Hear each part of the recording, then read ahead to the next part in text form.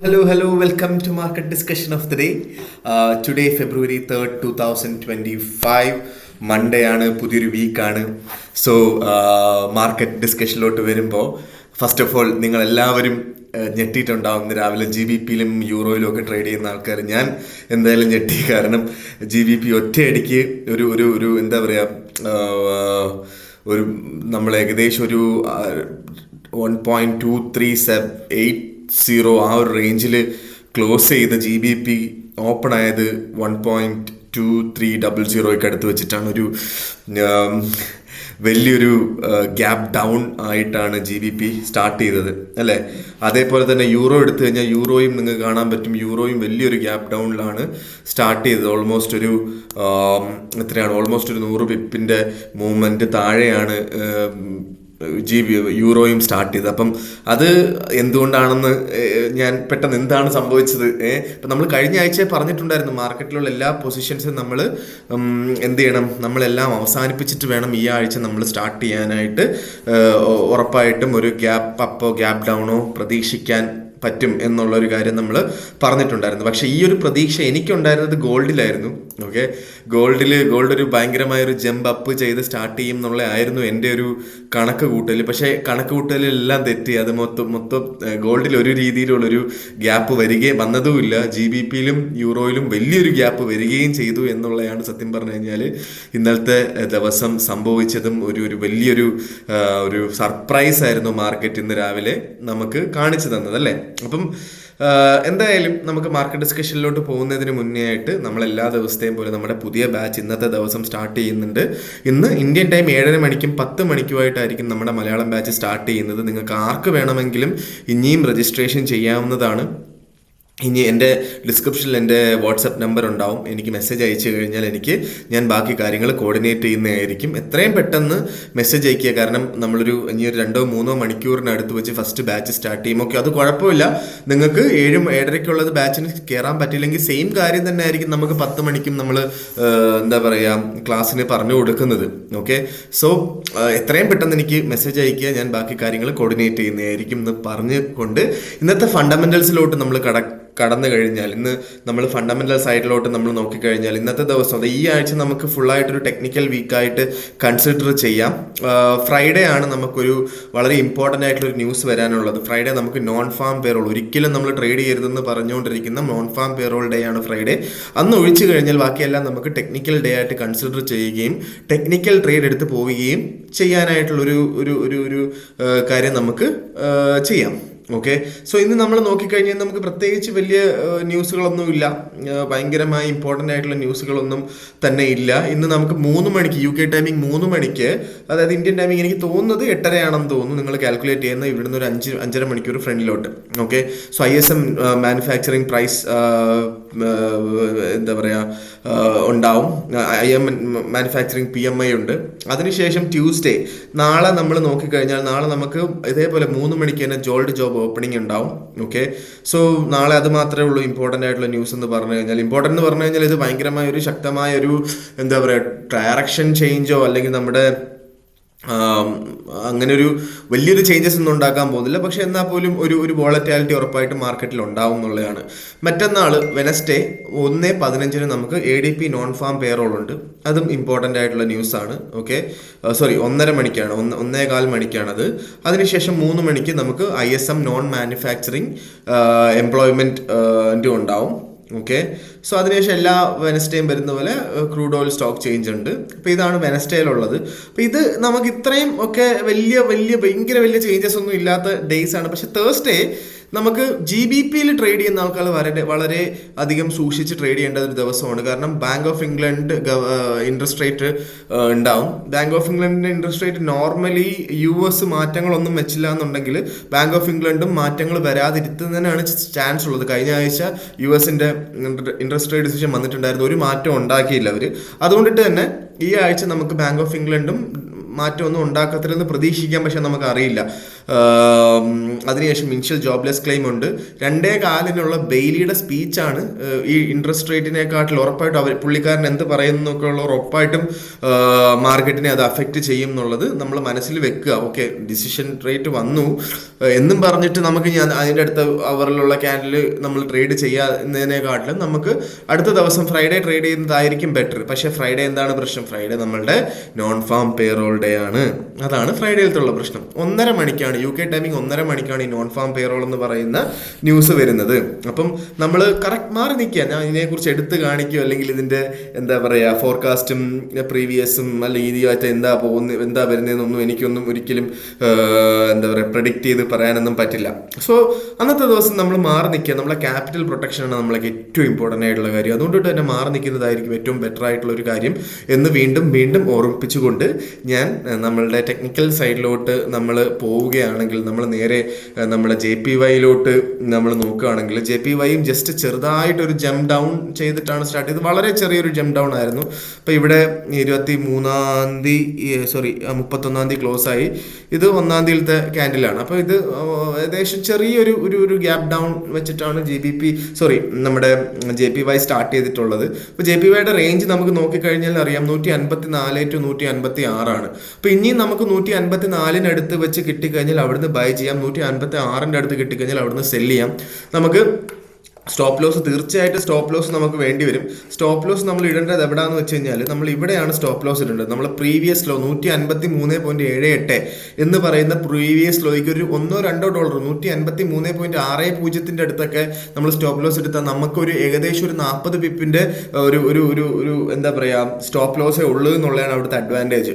Okay, so ഈ ഒരു റേഞ്ചിൽ നമുക്ക് ചെയ്യാന്നുള്ളതാണ് നമ്മൾ JPYയിൽ ചെയ്യേണ്ട കാര്യം. നമുക്ക് 154 അടുത്ത് വെച്ച് ബൈ ചെയ്യാന്നുള്ളതാണ്. ഓക്കെ, സോ നേരെ നമ്മൾ യൂറോയിലോട്ട് വരുമ്പോൾ, യൂറോ നമ്മൾ നേരത്തെ പറഞ്ഞതുപോലെ ഒരു വലിയൊരു ഗ്യാപ്പ് ഡൗണിലാണ് മാർക്കറ്റ് ഓപ്പൺ ആയത്. അത് ബേസിക്കലി എന്തുകൊണ്ടാണെന്ന് ചോദിച്ചു കഴിഞ്ഞാൽ യൂറോപ്യൻ കൺട്രീസിൽ ഡൊണാൾഡ് ട്രംപ് എന്താ പറയുക ചുമത്തിയ ഒരു ടാരിഫ് കാരണമാണ് ഇത്രയും വലിയൊരു ഗ്യാപ്പ് ഡൗൺ വന്ന് യൂറോ സ്റ്റാർട്ട് ചെയ്തത്. ഓക്കെ, സോ അത് എങ്ങോട്ട് പോകും എന്ന് ചോദിച്ചാൽ സത്യം പറഞ്ഞു കഴിഞ്ഞാൽ എനിക്ക് ഒരു പിടിയുമില്ല കേട്ടോ. പക്ഷെ ഉറപ്പായിട്ട് നമുക്ക് കഴിഞ്ഞ വട്ടത്തെ ലോ എന്ന് പറയുന്ന 1.0100 ആ ഒരു റേഞ്ചിലൊക്കെ മാർക്കറ്റ് റെസിസ്റ്റ് ചെയ്യും. അങ്ങനെ നമുക്ക് 1.0100 കിട്ടിക്കഴിഞ്ഞാൽ അവിടെ നിന്ന് നമുക്ക് നല്ല രീതിയിൽ ബൈ എടുത്ത് മുകളിലോട്ട് പോവാം എന്നുള്ളതാണ് യൂറോയിൽ എനിക്ക് പറയാനുള്ളത്. എല്ലാ ലോവർ പോയിന്റ്സും നമുക്ക് ബൈ പോയിന്റ് ആയിട്ട് കണക്കാക്കി യൂറോയിനെ, അതായത് യൂറോയിൽ ഞാൻ കളിക്കുമ്പോൾ ഞാൻ പറയത്തില്ല ഒരു ലോട്ട് കച്ചവടം ചെയ്യുന്ന ആൾക്ക് ഒരു 0.3 0.5 കച്ചവടം ചെയ്താൽ മതിയാവും. ഓക്കെ, അങ്ങനെ കാരണം യൂറോയുടെ എന്താ പറയുക അൺസർട്ടനിറ്റി ഉണ്ട് യൂറോയിൽ എന്തൊക്കെ പറഞ്ഞാലും. കാരണം ഒന്നാമത്തെ കാര്യം, യൂറോപ്പിലോട്ട് വരുന്ന ഓയിൽ ആൻഡ് ഗ്യാസിൻ്റെ പൈപ്പ് ലൈൻ അടച്ചത്, റഷ്യയിൽ നിന്ന് വരുന്ന ഓയിൽ ആൻഡ് ഗ്യാസിൻ്റെ പൈപ്പ് ലൈൻ അടച്ചത് വൺ ഓഫ് ദ റീസൺ ആണ്. ഫ്രാൻസിലെ ഗവൺമെൻറ്, ജർമ്മനിയിലെ ഗവൺമെൻറ് കൊളാപ്സ് ആയി പോയത്. അപ്പോൾ ഇതൊക്കെ ഒരുപാട്, അതായത് യൂറോപ്യൻ യൂണിയനിൽ ഏറ്റവും വലിയ 2 ശക്തികളായിട്ടുള്ള ഈ 2 ശക്തികളുടെ ഗവൺമെൻറ് പോയെന്ന് പറഞ്ഞു കഴിഞ്ഞാൽ ഒന്ന് ആലോചിച്ച് നോക്കുക. അപ്പം അവിടെ ഫേസ് ചെയ്യുന്ന പ്രശ്നങ്ങൾ. അപ്പം അതുകൊണ്ടിട്ട് ഓക്കെ, നമുക്കൊരു ലോവർ പോയിന്റ് എന്നുള്ള നിലയ്ക്ക് മാത്രം നമുക്ക് അവിടുന്ന് ബൈ ചെയ്ത് പോകുന്നതുകൊണ്ട് തെറ്റില്ല എന്നുള്ളതാണ്. ഓക്കെ, 1.0100 ബൈ പോയിന്റ് ആണ്, 1.0200 ബൈ പോയിന്റ് ആണ്. ഓക്കെ, സോ നേരെ നമ്മൾ GBPയിലോട്ട് പോകുമ്പോൾ GBPയും നമുക്ക് ഗ്യാപ്പ് ഡൗൺ ചെയ്തിട്ടാണ് സ്റ്റാർട്ട് ചെയ്തിട്ടുള്ളത്. ഇത് കണ്ടാൽ മനസ്സിലാവും, ഓൾമോസ്റ്റ് 80 പിപ്പോളം ഗ്യാപ്പ് ഡൗൺ ചെയ്തിട്ടാണ് GBP സ്റ്റാർട്ട് ചെയ്തിട്ടുള്ളത് അല്ലേ. അങ്ങനെ GBPയിൽ എനിക്ക് പറയാനായിട്ടുള്ള കാര്യം എന്താ വെച്ചാൽ, എന്തുകൊണ്ടായിരിക്കും GBPയിൽ ഈ താരിഫ് UK വരാനുള്ള പോസിബിലിറ്റി ഉണ്ട് എന്നുള്ള. UK ഇതുവരെ ഒരു താരിഫ് വന്നിട്ടുണ്ട് എന്ന് ഡൊണാൾഡ് ട്രംപ് ഇതുവരെ പറഞ്ഞിട്ടില്ലെങ്കിലും പക്ഷേ ഒരു പോസിബിലിറ്റി ഉണ്ട് എന്നുള്ളൊരു അൺസർട്ടൺ സിറ്റുവേഷനിലാണ് GBP താഴോട്ട് പോയത് എന്നുള്ളത് നമുക്ക് കാണാൻ പറ്റും അല്ലേ. സോ ഇപ്പോൾ ഈ ഒരു പോയിന്റിൽ നമുക്ക് വേണമെങ്കിൽ ബൈ ചെയ്യാം. ഞാൻ ഓൾറെഡി ഒരു ബൈ ചെയ്തിട്ടുണ്ട്, ഒരു 0.5 ഞാൻ ബൈ ചെയ്തിട്ടുണ്ട് എന്നുള്ളതാണ്. ഓക്കെ, സോ നമുക്ക് എന്താ പറയുക എല്ലാ ഫർദർ ലോവർ പോയിന്റ്സും ബൈ ചെയ്യാം. അപ്പോൾ എന്താ പറയുക, നിങ്ങളുടെ ക്യാപിറ്റൽ അനുസരിച്ചിട്ട് വേണം നിങ്ങൾ ബൈ ചെയ്യാതിരിക്കുക എന്നുള്ളത്. ഞാൻ GBPയിൽ ഞാൻ ചെയ്യുന്നത് 1.2300 അവിടെ വെച്ച് ഞാൻ ബൈ ചെയ്യും. 1.22 അടുത്ത് വെച്ച് കഴിഞ്ഞാൽ വീണ്ടും ബൈ ചെയ്യും. 1.2100 ഇട്ടാണ് ഞാൻ വീണ്ടും ബൈ ചെയ്യും. ഇതാണ് ഞാൻ GBPയിൽ ചെയ്യാൻ പോകുന്നത്. ഓക്കെ, സോ ഇതെല്ലാം നിങ്ങൾ ചെയ്യണം എന്നുണ്ടെങ്കിൽ ഇതേപോലെ നിങ്ങൾ ചെയ്ത് നിങ്ങൾക്ക് $1000 ഒരു അക്കൗണ്ട് ഉണ്ടെങ്കിൽ നിങ്ങൾ ഇങ്ങനെ ചെയ്ത് കഴിഞ്ഞാൽ ഒരിക്കലും നിങ്ങൾക്ക് പൈസ അടിച്ചു. ഓക്കെ, പക്ഷേ നിങ്ങൾ ചെയ്യേണ്ടത്, നിങ്ങൾക്ക് നല്ലൊരു അക്കൗണ്ട് ഉണ്ട്, ഇപ്പോൾ ഒരു $10,000 അക്കൗണ്ട് ഉണ്ട്, അല്ലെങ്കിൽ ഒരു $12,000 അക്കൗണ്ട് ഉണ്ടെങ്കിൽ നിങ്ങൾക്ക് ഈ പറയുന്ന 3 പോയിന്റിലും 0.5 ഡോട്ട് വെച്ച് നിങ്ങൾക്ക് ട്രേഡ് മുന്നോട്ട് പോകാവുന്നതാണ്. ഓക്കെ, ഉറപ്പായിട്ട് മാർക്കറ്റ് റിക്കവർ ആയി 1.2500 വരെ എങ്കിലും ഈ മാസം എത്തും എന്നുള്ളതാണ് എനിക്ക് മനസ്സിലാക്കാൻ പറ്റിയത്. ഉറപ്പായിട്ടും 1.2500 മുകളിലോട്ട് മാർക്കറ്റ് പോയി കഴിഞ്ഞാൽ ഫർദർ മുകളിലോട്ട് പോയി വലിയൊരു ബൈ നമുക്ക് അവിടുന്ന് ചെയ്യാം എന്നുള്ളത് വേറൊരു കാര്യം കൂടെ ആണ്. ഓക്കെ, സോ നേരെ നമ്മളുടെ നമ്മളുടെ ഗോൾഡിലോട്ട് നമ്മൾ വരുമ്പോൾ ഗോൾഡ് നിങ്ങൾക്ക് കാണാം, ഗോൾഡ് വീണ്ടും ഒന്ന് ജസ്റ്റ് മാർക്കറ്റ് ഒന്ന് താഴോട്ട് പോവുകയും 2772 വരെ മാർക്കറ്റ് എത്തുകയും അവിടുന്ന് റീബിൽഡ് ചെയ്ത് മുകളിലോട്ട് പോവുകയും ചെയ്തു അല്ലേ. ഞാൻ ഇന്ന് യൂറോപ്പ് സെഷൻ ഏഷ്യ ക്ലോസ് ആയതിനു ശേഷം ഒരു മാർക്കറ്റിൻ്റെ ഒരു ഐഡിയ കിട്ടിയതിന് ശേഷം നമുക്ക് മാർക്കറ്റ് ഡിസ്കഷൻ വെക്കാമെന്ന് വിചാരിച്ചത് കൊണ്ടിട്ടാണ് ഈ ഒരു സമയത്ത് ഞാൻ മാർക്കറ്റ് ഡിസ്കഷൻ വെച്ചത്. പക്ഷേ ഞാൻ വെള്ളിയാഴ്ച തന്നെ പറഞ്ഞിട്ടുണ്ടായിരുന്നു എല്ലാ ലോവർ പോയിന്റ്സും ബൈ പോയിന്റ്സ് ആണ്. ഓക്കെ, 2780 വെച്ചിട്ടായിരുന്നു നമുക്ക് യൂറോപ്പ് ഓപ്പൺ ആയ സമയം എന്ന് പറഞ്ഞു കഴിഞ്ഞാൽ. എനിക്ക് തോന്നുന്നത് ഈ ഒരു ക്യാൻഡിലാണ് യൂറോപ്പ് ഓപ്പൺ ആയ ക്യാൻഡിൽ. അപ്പോൾ ഈ ഒരു ക്യാൻഡിൽ 2783 നമ്മൾ വെള്ളിയാഴ്ച പറഞ്ഞതുപോലെ ബൈ ചെയ്തിട്ടുള്ള ആൾക്കാർക്കെല്ലാം വളരെ വലിയൊരു പ്രോഫിറ്റ്, ഇപ്പോൾ ഓൾമോസ്റ്റ് ഒരു 170 പിപ്പിൻ്റെ ഒരു ലോട്ട് കച്ചവടം ചെയ്ത ആൾക്കാർ ഓൾമോസ്റ്റ് ഒരു $1,700 അനുസരിച്ച് അടുപ്പിച്ച് പ്രോഫിറ്റബിൾ ഓൾറെഡി ആയിട്ടുണ്ട്. ഞാൻ ഒരിക്കലും പ്രോഫിറ്റ് എടുത്ത് മാറണം എന്ന് ഞാൻ പറയത്തില്ല. മാർക്കറ്റ് ഹോൾഡ് ചെയ്യുന്നതായിരിക്കും ഏറ്റവും ബെറ്റർ ആയിട്ടുള്ള കാര്യം. മാർക്കറ്റ് ഹോൾഡ് ചെയ്ത് 2 മാർക്കറ്റ് ഓപ്പണിങ്സിന് 2800 മുകളിലായിട്ട് മാർക്കറ്റ് വന്നു കഴിഞ്ഞാൽ 2830 2830 മുകളിലായിട്ട് അറ്റ്ലീസ്റ്റ് ഒരു മാർക്കറ്റ് ഓപ്പണിങ്സിനെങ്കിലും മാർക്കറ്റ് വന്നു കഴിഞ്ഞാൽ 2880 മാർക്കറ്റ് പോകും എന്നുള്ള കാര്യം ആണ് എനിക്ക് നിങ്ങളുടെ അടുത്ത് പറയാനായിട്ടുള്ളത്. ഓക്കെ, സോ ഉറപ്പായിട്ടും ആ ഒരു ലോങ്ങർ ടേം ഒന്നും വേണ്ട, ചിലപ്പോൾ ഈ ആഴ്ച തന്നെ 2880 വരെ പോകാനുള്ള പോസിബിലിറ്റി ഉണ്ട്. 2830 ഉറപ്പായിട്ടും മാർക്കറ്റ് എന്ത് ചെയ്യും, നല്ല രീതിയിൽ മാർക്കറ്റ് ഒന്ന് ചെറുതായിട്ട് സ്ട്രഗിൾ ചെയ്യും, അല്ലെങ്കിൽ അവിടെ ഒരു പ്രോപ്പറായിട്ടുള്ള റെസിസ്റ്റൻസ് ഉണ്ടെന്നുള്ള കാര്യം കൂടെ മനസ്സിലാക്കി പോവുക. അങ്ങനെ അതുകൊണ്ടിട്ട് തന്നെ അവിടെ വെച്ച് പ്രോഫിറ്റ് എടുത്ത് മാറാനുള്ള ആൾക്കാർക്ക് മാറാം, വേണമെങ്കിൽ ആൾക്കാർക്ക് എന്ത് ചെയ്യാം, പാർഷ്യൽ പ്രോഫിറ്റ് എടുത്ത് മാറുകയും ചെയ്യാനുള്ള ഓപ്ഷൻ നോക്കി നിങ്ങളുടെ യുക്തി അനുസരിച്ച് നിങ്ങൾ ചെയ്യുക എന്നുള്ളതാണ് എനിക്ക് നിങ്ങളുടെ അടുത്ത് പറയാനായിട്ടുള്ളത്. ഓക്കെ, സോ ഇതാണ് എനിക്ക് ഗോൾഡിൽ പറയാനായിട്ടുള്ളത്. ഗോൾഡിൽ ഒരു കാരണവശാലും സെല്ലിലോട്ട് നിൽക്കരുത്. പല ആൾക്കാരും എനിക്ക് മെസ്സേജ് അയച്ച് ചോദിച്ച കാര്യം എന്താ വെച്ചാൽ 2800 അടുത്ത് വെച്ച് സെല്ലെടുത്തോട്ടെ എന്ന്. ഓക്കെ, നിങ്ങൾക്ക് ചെയ്യാം, പക്ഷേ ഞാൻ ഒരിക്കലും സജസ്റ്റ് ചെയ്യാത്തൊരു സെല്ലാണ്. ഒരിക്കലും ഞാൻ ഗോൾഡിൽ ഇപ്പം ഈ ഒരു പോയിന്റ് ഓഫ് ടൈമിൽ അൺടിൽ ആൻഡ് അൺലെസ് നമുക്ക് എന്താ പറയുക, നമ്മുടെ സീസ് ഫയർ വന്നു എന്നുള്ളൊരു ന്യൂസ് വരാം, അതൊരിക്കലും ഞാൻ സെല്ലിലോട്ട് നിൽക്കാനായിട്ട് റെക്കമെൻഡ് ചെയ്യത്തില്ല. ബൈ പോയിന്റ് തന്നെയാണ്. കാരണം അത്രയും വലിയ അൺസർട്ടൺ സിറ്റുവേഷൻ ഉണ്ട്. ഫിനാൻഷ്യൽ വാർ നടന്നുകൊണ്ടിരിക്കുകയാണ് വേൾഡ് മൊത്തത്തിലും.